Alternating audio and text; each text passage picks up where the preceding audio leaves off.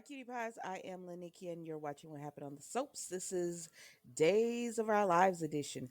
All right, guys. Today is Wednesday, January the 10th, 2024. On a scale of 1 to 10, I'm going to give it a solid. There were parts of this episode that were really I was into, and then there were other parts where I was like, eh.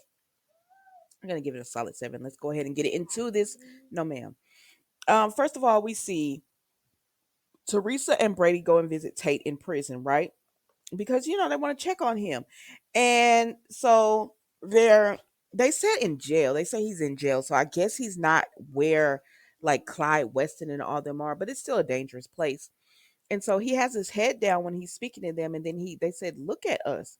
And so when he lifts his head, they can clearly see that someone beat him because he has a black eye. So they ask him what happens, and he says, when they were in the lunchroom, someone took his sandwich, and he says, so I looked at the guy, to see who took my sandwich, and the guy just punches him in the face. And I said, this is why you don't send you know teens to that. If you're gonna try him as an adult, I don't know, because we know Tate is innocent.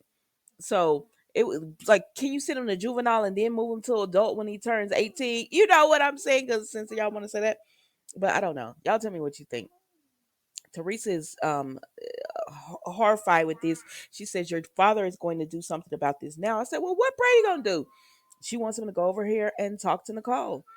So Teresa and Tate continue to talk, and she says, did you see a doctor? And he was like, Mom, it's not that. And I said, listen, little boy, now I know you stressed out, but this is you and Brady's fault, because y'all was the one who sat up here and tried to lie instead of just sticking to the truth and getting yourself a lawyer.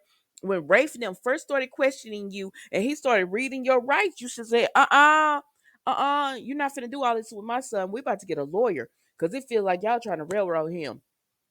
So this is not Teresa's fault that you're in this.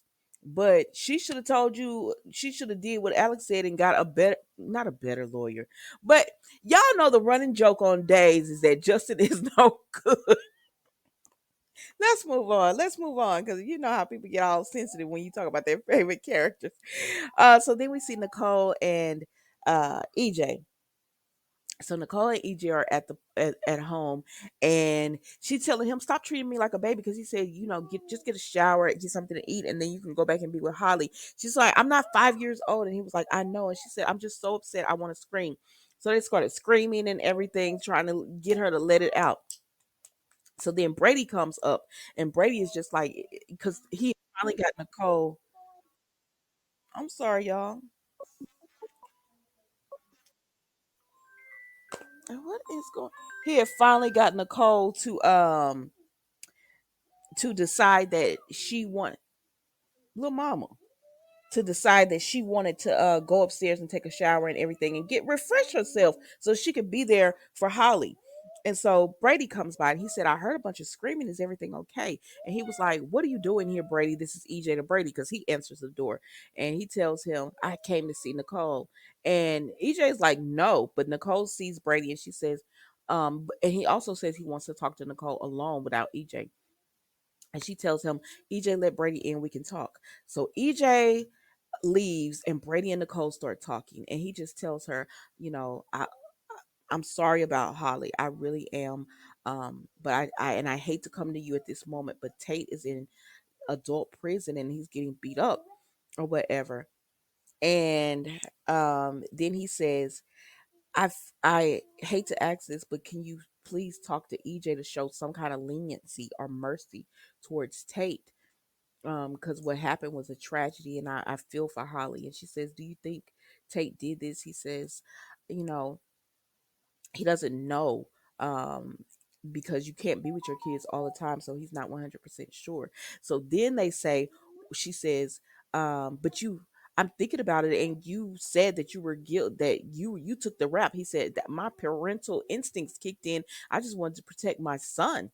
Like, it's not that I believe he did it, I just want to protect my son. And she said, so you're saying that I was not watching Holly? Girl. And so Brady started talking to Nicole like I would have. I'm not gonna lie, y'all know it. And he started telling her, girl, like, your child has been through a lot. She doesn't, she doesn't have her dad. And then on top of that, our relationship history is not good, Nicole. We be jumping from man to man to man. Well, he told her, for her from man to man, him from woman to woman, and we don't have stability in our lives and all that. So she feels like he said it could be that Holly was doing this and you just didn't know. And she was like, I can't believe you talk about my daughter like that. My daughter would never do that. And she got get all upset. And so EJ makes Brady leave, and he's trying to tell Nicole, I know I didn't mean it like that. She makes him leave, and then Nicole's like, I don't know who I'm more upset at, Tate, Brady, or myself, because what if this is true? What if Holly was doing this and Brady is innocent? And EJ's like, no, he's not innocent, Nicole. I'm telling y'all, no, he's not innocent, Nicole. He's not innocent, and I'm gonna make sure he pays or whatever. So Brady goes back and he goes back to see Teresa and Tate, and they're like, oh God, it didn't go well. And he said, don't worry about it, because I'm gonna get you out of here. And EJ said on his father's soul, or father's soul, or his father's name, and Brady said on my grandfather's soul. I said, all right, well, y'all gonna be praying to a lot of souls then. um so then the next thing we know, we see Everett and Stephanie. They're doing at the he's at the Brady pub. So she brings him a coffee and everything. So they're talking, and they're talking about everything that's going on and how she's helping him so much. So then she says we should do like a murder mystery. I said, is somebody gonna get killed at this murder mystery? Why am I so paranoid and skeptical? Every time they say they're having some type of gathering on days, I said, who gonna get killed? Who going? What's gonna happen? Because you always know something is about to go down. So I don't know, child. But anyway, so they're just talking about that or whatever, and he ends up leaving. So then we see Jada and Harris are talking to this guy, this drug dealer who sold drugs to an undercover police officer, and he not giving it up or whatever. He not telling anything. So Harris takes him to the station. Jada makes sure everything is taken care of at at the place where they had the undercover stuff. Don't do that, Mila. Where they had the undercover operation sting going. And so Harris goes in, the guy still won't give it up, and they say, you might as well. So Everett said, do you mind if I can go in? And Harris is like, you have to have a lot of red tape and all that to go in. So he was like, yeah. So he was going back to meet Stephanie, right? So then we jump from that to what? I did have Chanel's picture there. So Chanel was there with Paulina, and they're just talking about everything, just catching up. And Abe comes over. And so Chanel leaves to give them some privacy. And so Abe and Paulina start talking, and they're just talking about everything going on with each other, and his memory, and how she wants him and she's also taking care of herself because he brought her something, and she's like, no, I'm doing green juice and all that because this thyroid makes me realize I need to take care of my health. It's like, okay. She said, but they talk about, would she be upset if he didn't never got his memory back? And she said, no. I mean, and she tells him, I hope you don't be upset if you don't get it back. And they just want to be with each other. It doesn't matter if he can't remember; they'll make new memories and everything. Girl, okay, I can't deal with it. Okay, so then we see that they're talking to each other about this and everything, and she says, well, what if I've been reading up on amnesia, so what if we sit down and watch our wedding video? He was like, that was a bad time for Lonnie, but hey, I'm open to it. So they do. He doesn't remember anything from it, but he does try to kiss her or whatever. And while he's trying to kiss her, she gets a phone call, and it's Brady is begging her to fire EJ, because EJ is overstepping his bounds as the DA. Like, he's using this for personal vendettas. And so she tells Brady she can't do that because EJ technically hasn't done anything wrong. And she's asking Abe, well, what do you feel about this? And he tells her, you have a big heart, and I'm sure you'll make the right decision, and everything. So that was it with them, y'all. Let's move on. So then, mm-mm. Oh, I did put that in wrong. My bad. After Everett leaves, Jada comes up. Now, Stephanie has a flashback while she talking to Everett about kissing Harris, but she don't tell him that, of course. So Jada comes up, and they sit down and they're talking, and they bring up Jada's ex again. And how it just they were so in love and then it just ended bad, but they still don't know what they're what each other is talking about, so they're just chit chatting. And then Chanel comes through, and Chanel is like, she wants to talk to Stephanie, just I guess just to catch up and talk and everything.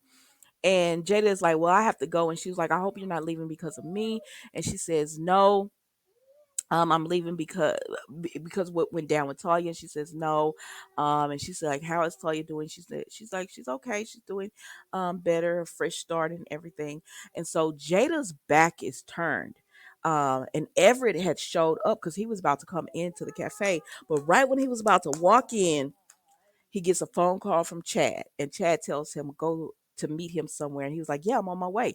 So he doesn't see Jada, to for us to know that that is his ex-wife and everything. I don't know, child. Do y'all think that could be part of his memory loss? Like he doesn't remember he was married to Jada? I think it's some fishy stuff going on because the fact that he was with Jada or whatever, but he was always, like Stephanie said, he always had to leave or do something. Always had to work late. I don't know, but y'all tell me what you think. As far as the whole Nicole thing, I'm not surprised that she's not asking for leniency. Y'all know I can't really stand Nicole, right? People who've been watching the recaps for a while know I can't stand Nicole. And so I'm not surprised that she's like, but she's really taken out how she feels about her parenting on Brady, because she jumped to that conclusion when he didn't say that at all. But she feels guilty because she knows she hasn't done right by Holly. She has jumped from relationship to relationship, and she was with Rafe, then she tried to get with Eric, that didn't work, so she went over here with EJ. Then I know it was a tainted biscuits, but she ended up being pregnant, didn't know who the child's father was. Like, Nicole, Lily, that's a lot for your child to see you going through, and you're an adult and you're at that big age that you're at and not having it pulled together. And so that's all Brady was really. Brady wasn't even trying to go there with her, she went there. And so she's feeling guilty because she knows. I think Nicole knows deep down Holly was probably doing, because you just said the girl was drunk. You just said she was drunk. But I don't know. Y'all tell me what you think about all of this. And that's all I got for you today. Thank you for watching. Goodbye.